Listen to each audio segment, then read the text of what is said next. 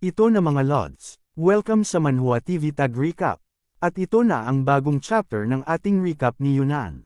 Kung hindi mo pa napapanood ang mga naunang kabanata ay siguraduhin na silipin ito sa ating channel at wala nang paligoy-ligoy pa simulan na natin ang kwento.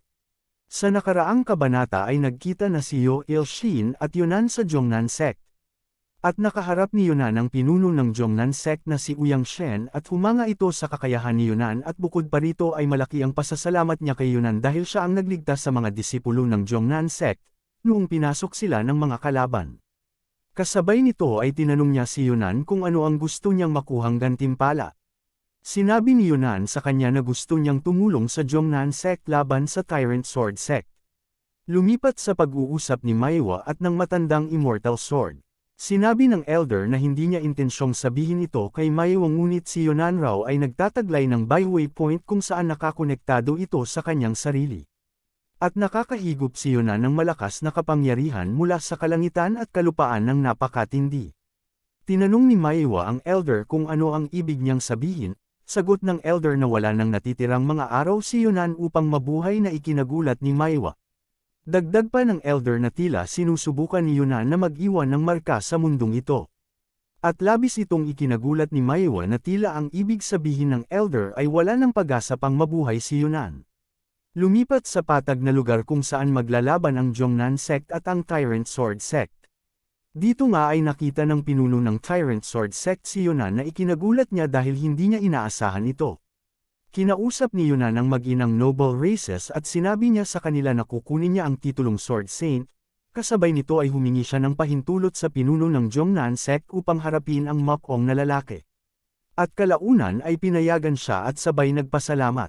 Agad siyang nagtungo sa harapan upang labanan ang Mokong na lalaki. Ngunit tila wala siyang interes dito dahil nakatuon lang ang atensyon niya sa pinuno ng Tyrant Sword Sect. Pagpapatuloy. Nagsimula ang kabanata kung saan kaharap ni Yunan ang Mokong na lalaki at tila ramdam sa hangin ang labis na galit ni Yunan, at kasabay nito ay matalim ang titig ni Yunan sa pinuno ng Tyrant Sword Sect. Habang nakatingin ang pinuno ng Tyrant Sword Sect kay Yunan ay mababakas sa mukha nito na tila minamaliit niya ang ating bida, at sabay naglalabas ng masamang aura sa paligid at nakakapangilabot ito.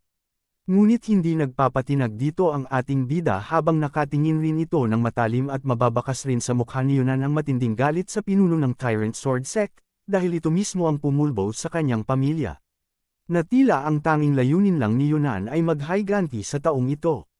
Sa sandaling iyon ay napansin ng Mokong na lalaki na hindi siya pinapansin ni Yunan at nakatingin ito sa ibang tao. Agad namang nagalit ang lalaking Mokong kay Yunan at napamura ito. At sinabi kay Yunan na bastardo ka. Saan ka nakatingin? At kasabay nito ay agad na sumugod ang lalaking Mokong kay Yunan. At halatang hahampas ito ng espada kay Yunan habang nakangiti ito, na tila ang tingin nito ay kayang-kaya niya ang ating bida at tila nasisiguro niya na kaya niyang tapusin si Yunan. Sabay hamampas na nga ito ng espada kay Yunan na tila buong lakas na niya ang ginamit. Ngunit samantalang makikita natin na walang kahirap-hirap lang itong hinarang ni Yunan sa pamamagitan ng isang kamay habang hawak ang kanyang espada. Samantalang si Mokong naman ay gamit ang dalawang kamay, na tila buong lakas na niyang hinampas si Yunan ng espada, at lumikha ito ng malakas na tunog at pagkislap ng mga espada nila.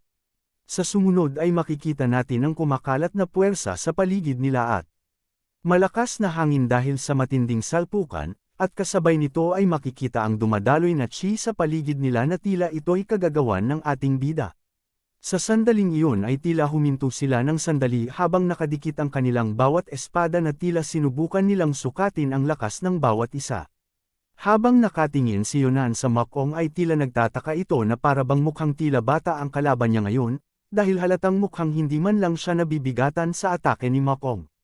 At makikita natin na hindi man lang nagawang mapa-address ni Mokong si Yunan sa kanyang kinatatayuan. At samantalang siya ay pilit pa niyang tinutulak si Yunan, sabay napasabi na lang ito kay Yunan ng hindi na masama. Ngunit makikita natin sa mukha nito na tila mukhang natatae na ito dahil sa pilit niyang tinutulak ang kanyang espada at mukhang siya pa yata ang nabibigatan sa espada ni Yunan. Samantalang ang ating bida ay napakakalmado lang at mukhang hindi ito nahihirapan kay Mokong. Kasabay nito ay muling nagsalita si Yunan at sinabi kay Mokong na may kilala siyang swordsman na sinabi ang mga katagang ito. Maaari mong husgahan ang potensyal ng isang tao sa pamamagitan ng kanilang lakas sa espada. Sa sandaling iyon ay nagtaka si Mokong at napapatanong na lang sa mga katagang iyon. Kasabay noon ay napaisip si Yunan at sa isip-isip niya na ngayon ay natutunan na niya ang tamang pamamaraan sa espada at sa wakas ay nauunawaan na niya ito. Pagkatapos maunawaan ni Yunan ang mga bagay ay doon niya sinabi kay Mokong na ito pala ang ibig sabihin ng swordsman na iyon. Kasabay nito ay biglang may naramdamang kakaibang puwersa si Mokong at mukhang nagulat at nagtataka ito kung ano ang naramdaman niya. Habang nagtatagisan ng lakas ang dalawa ay biglang nag-activate si Yunan ng kanyang skill na tinawag niyang Radiant Sword Style na kailan lang niyang natutunan.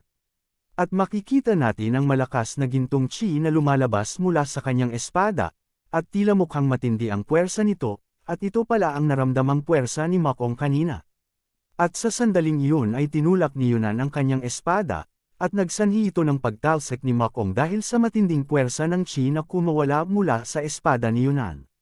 Napaatras na lang si Mokong ng malayo at ramdam niya ang matinding puwersa na pinapakawalan ni Yunan at kasabay nito ay ang malakas na gintong chi na kumakalat sa paligid nila. Dahil dito ay nagsimula ng makaramdam ng takot ang mayabang na lalaking Mokong, at mukhang naiiyak na ito dahil sa takot na tila sa tingin niya ay katapusan na niya. Sa sandaling iyon ay nabigla ito dahil nawala sa harapan niya si Yunan ng biglaan at makikita natin ang mabilis na dumaan sa kanyang leeg na isang daloy ng chi mula sa espada ni Yunan. Hindi man lang niya namalayan na dinaanan lang siya ni Yunan ng napakabilis at kasabay nito ay nag-iwan si Yunan ng hiwa sa leeg nito. At napunta kaagad sa likuran ni Mokong. Isang napakabilis na pangyayari na ikinagulat ng lahat, lalong-lalo na si Maewa at makikitang nanlaki ang mata nito at ganoon rin ang mag-inang Noble Race nanlaki rin ang kanilang mga mata dito at hindi makapaniwala sa ginawa ng ating bida. Sa sandaling nahiwa ang leeg ni Mokong ay natigilan ito ng sandali nang may napagtanto ito, at tila mababakas sa kanyang mukha ang labis na pagkagulat habang nakanganga ito. Sabay lumingon ito sa likod kung saan napunta si Yunan ng mabilisan, ngunit tila hindi na niya kayang lumingon pa ng paikot kay Yunan dahil makikitang nahiwa na ang kanyang leeg. At mukhang labis itong nabigla sa nangyari at hindi makapaniwala, sa sandaling iyon ay nanlaki ang kanyang mga mata nang makita niya ang kanyang sariling dugo sa hangin na lumilipad at tila napapaiyak na lang ito sa kanyang pagkasawi. Kasabay noon ay binalik na ni Yunan ang kanyang espada mula sa kaluban at sa sandaling tumunog ang espada ni Yunan ay sabay rin na bumagsak ang katawan ni Mokong sa lupa na wala ng ulo dahil napugutan. Pagkatapos patahimikin ni Yunan si Mokong ay itinuon niya ang kanyang paningin mula sa pinuno ng Tyrant Sword Sect. At sabay nagtitigan ng matalim, ngunit makikita natin na mukhang hindi man lang naapektuhan ang pinuno ng Tyrant Sword Sect sa pagkamatay ng kanyang disipulo, bagamat mababakas pa rin sa mukha nito na tila nagbago ang kanyang ekspresyon. At tila mukhang seryoso na siya kay Yunan. Kasabay nito ay itinuro ni Yunan ang kinatatayuan mismo ng pinuno ng Tyrant Sword Sect na halatang hinahamon niya ito. At makikita sa mga mata ni Yunan ang galit at matinding determinasyon na tila kaya niya itong labanan at talunin. Habang nakaturo sa pinuno ng Tyrant Sword Sect ay sinabi niya dito na puputulan niya ang isa sa mga braso nito at kukunin. Ngunit makikitang hindi natinag dito ang pinuno ng Tyrant Sword Sect at makikitang nakangiti lang ito ng bahagya. Na tila mukhang napipiko na ito at may itinatagong galit mula kay Yunan. Sa kabilang banda naman, dahil sa nangyari ay naghiyawan ang mga taga-Jongnan Sect, lalong-lalo na si Wonchang at masayang-masaya ito dahil sa pagkapanalo ng kanyang kaibigan mula sa one-on-one match kay Mokong. Dahil sa panalo ni Yunan ay nabuhayan ang mga mandirigma ng Jongnan Sect at lumakas ang loob ng mga ito. Samantala sa kinatatayuan ng mag-inang Noble Race ay patuloy pa rin ang mga sigawan sa paligid nila, at isa sa mga katabi nilang mandirigma ay nagsalita at sinasabi ng mga karamihan na ang palayaw raw ni Yunan ngayon ay ang Sword Saint ng Xingye. At bagay na bagay raw ito kay Yunan. Dagdag pa rito ay katulad rin ito ng usap-usapang teknik ni Yunan sa espada na tinatawag na Radiant Sword Style. At tunay itong misteryoso at nakakasilaw na isang sword technique. At lubhang makapangyarihan ito. Samantala sa kabilang panig ng Tyrant Sword Sect na tila humahanga rin ang ibang mandirigma kay Yunan at isa sa mga membro ng Tyrant Sword Sect ay nagsalita at sinasabing hindi pa nila narinig ang tungkol sa kakayahan ni Yunan sa mundong ito. At sinabi pa nila na paanong hindi man lang nagawang makatagal ni Mokong kay Yunan sa laban. Habang naririnig ito ay tila mukhang nagsisimula ng magalit ang pinuno ng Tyrant Sword Sect dahil sa mga pinagsasabi ng kanyang mga tauhan, at ramdam sa hangin ang masamang aura nito na naglalayong pumatay. At sa sandaling iyon ay muli siyang nagbigay ng kautusan sa kanyang mga mandirigma at sinabi sa kanila na patayin ang lahat ng taga-Jongnan Sect. At agad rin na sumunod ang mga ito sa kanilang pinuno dahil sa takot. At nagsimula na rin sumugod ang mga ito at makikitang halatang nagsisigawan at mukhang galit na galit ang mga kumag na ito habang tumatakbo ng mabilis patungo sa mga taga-Jongnan Sect upang patayin silang lahat. Lumipat sa kabilang panig at ganoon rin ang mga mandirigma ng Jongnan Sect kasama si Won Chang at nagsimula na silang sumugod upang salubungin ang mga mandirigma ng Tyrant Sword Sect. Lahat sila ay nagsisigawan habang tumatakbo at magsasalubong ang bawat isa para maglaban-laban. Habang nangyayari ito ay tinawag ni Won Chang si Yunan at nag-aalala ito para sa kanyang kaibigan. At makikita natin na magsasalubong ang dalawang panig sa mismong pinatatayuan ng ating bida. At sa sandaling nagsimula nang sumugod ang mga kalaban ay makikita natin na halatang maraming kalaban ang paparating kay Yunan at iyon ang dahilan kung bakit nag-aalala si Won Chang kay Yunan. Habang sumusugod ang mga kalaban ay nakita natin ang isang matandang lalaki na namumula ang mga mata dahil sa sobrang galit kay Yunan, at tila mukhang malakas ito dahil sa physical nitong anyo na maskulado tingnan. Habang papalapit na ito ay napamura siya kay Yunan. Sa sandaling aatake ito ay agad naman itong nakita ni Yunan at agad siyang nagsimulang maghanda at kasabay nito ay bumunot siya ng kanyang espada bilang paghahanda. At sa isip-isip ni Yunan ay para sa kanya ay hindi normal ang matandang maskulado na ito, at hindi raw ito basta-bastang kalaban aniya sa sarili. Sabay napapatanong si Yunan sa kanyang sarili kung ang matandang maskulado ba ay lolo ni Mokong o may iba pa. Habang sumusugod ang matandang maskulado kay Yunan ay sinabi niya na papatayin niya raw si Yunan at mukhang sobrang galit na talaga ito kay Yunan. Habang nangyayari iyon ay sinabi ni Yunan na kung tinuruan lang ng matandang maskulado si Mokong ng mabuti, ay maaaring tumagal ng hindi bababa sa dalawang palitan ang kanilang laban. At sa sandaling iyon ay nakalapit na ang matandang maskulado kay Yunan, at kasabay nito ay lumundag siya sa ere at itinaas ang kanyang espada na halatang ibabagsak niya ito patungo kay Yunan, at nasasaklaw na ng kanyang espada si Yunan, sabay na pamura ito sa ating bida. Ngunit sa mismong sandaling iyon ay dumating sa oras ang matandang Immortal Sword upang tumulong sa laban. At halatang siya ang haharap sa matandang maskulado at tatapatan niya ito. At makikita natin na bagamat matanda na ay napakabilis pa rin ng galawan ng matandang Immortal Sword at halatang hindi man lang ito naramdaman ni Yunan at hindi niya namaalayan na nasa tabi na niya ito. Kasabay nito habang sumusugod ng mabilis si matandang Immortal Sword ay nanlilisik at kumikislap ng pula ang mga mata nito sa galit, at sandaling iyon ay pinalo niya ng kanyang espada ang espada ng matandang maskulado na tatama kay Yunan mismo. At sa pagsasalpukan ng dalawang matanda ng mga atake ay lumikha ito ng malakas na pagsabog. At makikita natin ang matandang maskulado na mukhang natinag sa lakas ng atake na pinakawalan ng matandang Immortal Sword at mukhang napapaiyak na ito. At habang nasa ere ang dalawang matanda ay napaatras ng malayo ang matandang maskulado dahil sa tindi ng puwersa mula sa matandang Immortal Sword. At kasabay nun ay lumapag sa lupa ang matandang Immortal Sword mula sa ere, at makikitang may mga usok pa sa paligid na tila isang malupit na entry ng matandang Immortal. Pagkatapos nun ay tumayo ito ng tuwid habang nakatalikod at kasabay nito ay lumingon ang matandang Immortal Sword kay Yunan ng bahagya. At sabay sabing nagpapasalamat siya kay Yunan, dahil sa kanya ay nakuha niya ang labanan nila ng matandang maskulado bilang parte niya. At kasabay nito ay sumugod siya patungo sa matandang maskulado upang labanan ito ng mano-mano. Habang si Yunan naman ay nakatingin sa kanila at pinagmasdan ang mga nangyayari. At sa sandaling iyon ay nagsimula na nga ang sagupaan ng dalawang panig. At tumindi pa ang labanan nila at tanging sigawan na lang at mga sandata ang maririnig sa paligid. At habang nangyayari ang labanan ng dalawang panig ay tila mukhang nanunood lang si Yunan ng palabas at natigilan ito. At habang pinagmamasdan ng mga naglalaban-laban ay sa isip-isip ni Yunan ay sinabi niyang dahil isa itong labanan ng grupo ay huwag magpakahirap na labanan ang mga kalabang pipitshugan o sa madaling salita huwag magsayang ng lakas sa mga kalabang pipitshugan. At kasabay nito ay may narinig siyang nagsabi sa kanya na papatayin raw nila siya at tinawag pa siyang bastardo. Agad itong nakaagaw ng pansin ni Yunan at nakita niya ang maraming kalaban na mabilis na paparating sa kanya at makikita sa unahan ang isang kalaban na may hawak na sibat at ang iba naman ay espada. Ngunit sa sandaling iyon ay muling nag-alab si Yunan at naglabas ng malakas na puwersa sa paligid niya bilang paghahanda sa mga ito, at tila inaabangan niya ang pagsugod sa kanya ng mga paparating na kalaban. Agad na tumusok ng sibat ang unang kalaban kay Yunan ng mabilis.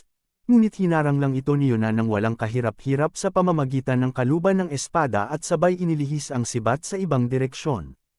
Kasunod nito ay muli na namang nag-activate ng Radiant Sword style si Yunan at makikita natin ang kanyang espada na kumikislap ng gintong chi at tila may kuryente pa ito. Sa sandaling ito ay halatang galit na ang ating bida at hahampas na siya ng espada patungo sa kalaban. At sa puntong ito ay isang napakabilis na paghiwas sa leeg ng kalaban at makikita ang guhit ng chi mula sa espada ni Yunan. At labis itong ikinagulat ng kalaban. Nang maputulan ng ulo ni Yunan ang naunang sumugod na kalaban ay bumilang siya ng isa, kasabay nito ay may isa pang kalaban sa harapan niya ang magtatangkang papaluan siya ng espada. Ngunit kitang-kita ito ni Yunan at tila alam na niya ang mga galaw ng kalaban at halatang mukhang walang kahirap-hirap ito para sa kanya. At ang kalabang nasa harapan niya mismo ay tinaga niya ng mabilis sa katawan nito at nagulat ito, kasabay nito ay muling bumilang si Yunan ng dalawa na. Sa sandaling iyon ay may dalawa pa ang pasugod kay Yunan at agad naman itong sinalubong ni Yunan. Makikita natin na natigilan ang mga ito sa pagsugod dahil sa takot na sila na ang susunod na mamamatay, ngunit hindi pa natapos ang kanilang mga iniisip nang may nakita ng mga hiwa ng espada sa kanilang mga leeg. Bahagya silang natigilan nang mapagtanto nilang tinamaan sila ng mabilis ang espada ni Yunan, kasabay nito ay bumagsak ang dalawa at muling bumilang si Yunan ng 3, 4. Nagulat dito ang mga kalaban at tila natatakot na ang iba sa kanila, ngunit may dalawa pang kalaban ang halatang magtatangkang aatakihin si Yunan ng kanilang mga espada. Ngunit biglang nag-activate ang chi sa ulo ni Yunan bilang ang kanyang pagpapalakas sa kanyang pandama, at naramdaman niya ang mga atake ng kalaban na paparating sa kanya. Kasabay nito ay makikita ang dalawang kalaban na aatakihin si Yunan ng sabay at nasa pagitan ng dalawang ito si Yunan at halatang mahirap itong iwasan. Ngunit naiwasan pa rin ni Yunan ang atake ng kalaban na mukhang butiki mula sa kanyang likuran, sa pamamagitan ng pagyuko ni Yunan ng bahagya. At sa sandaling naiwasan niya iyon ay ang isa pang kalaban ay hamampos rin ng espada at masyadong malapit ito kay Yunan. Ngunit naharang ito ni Yunan sa pamamagitan ng kanyang espada, at parehong naiwasan ang dalawang mabilis na atake na magkasalubong. Nang sa sandaling naiwasan ni Yunan ang dalawang atake ay sabay na umikot si Yunan ng mabilis. At kasabay nito ay nagsagawa si Yunan ng mabilis na was-iwas ng espada paikot, at makikitang tinamaan sa katawan ng lalaking itim ang buhok at ang isa pang kalaban na puti ang buhok sa likuran ni Yunan ay tinamaan sa lalamunan. Sabay bumilang si Yunan ng 6 na, at pagkatapos pabagsakin ang dalawa, kasabay nito ang kanyang chi ay unti-unting nawawala na at halatang tapos na siya sa mga kalabang pipitsyugan. Ngunit may isa pang kalaban ang natitira at nasa likod ni Yunan mismo ito, at tila hindi ito napansin ni Yunan, at halatang hahampas ito ng espada kay Yunan mula sa likod.